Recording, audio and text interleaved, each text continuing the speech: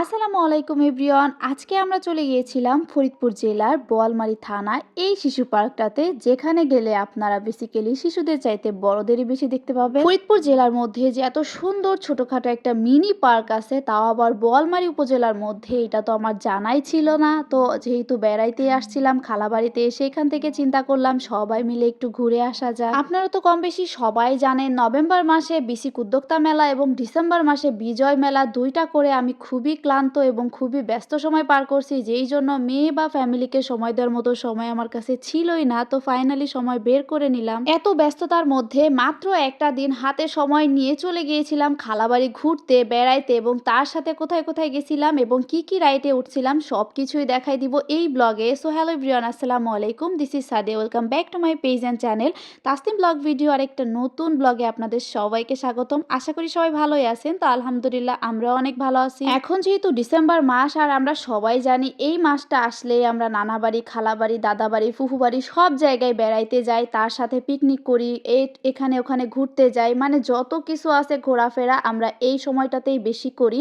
তো যেহেতু এই সময়টাতে বেড়ানোর একটা সিজন, আমার মেয়ে অনেক বিরক্ত করতেছিল, মানে সে বেড়াইতে যাবে আর আমিও এত ব্যস্ত, সাথে আমার হাজব্যান্ডের চাকরি, সব কিছু মিলায় আসলে সময় হয়ে উঠতেছিল না।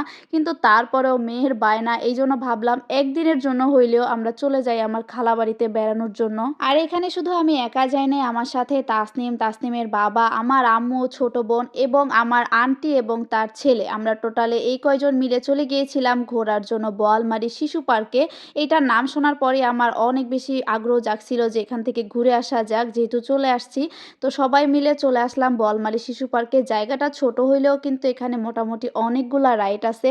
এখানে 3টা রাইড আছে যেখানে আপনার টাকা দিয়ে উঠতে হবে এবং বাকিগুলা কিন্তু একদম সম্পূর্ণ ফ্রিতে।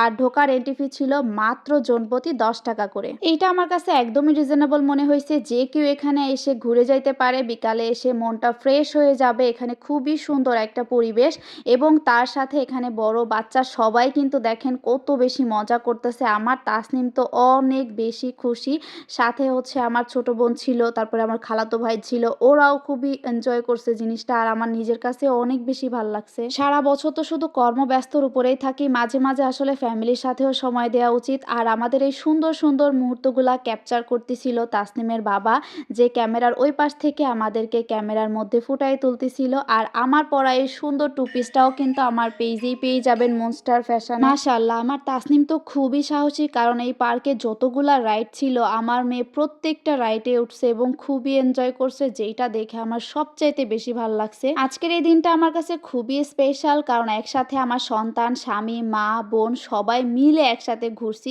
এই জন্য।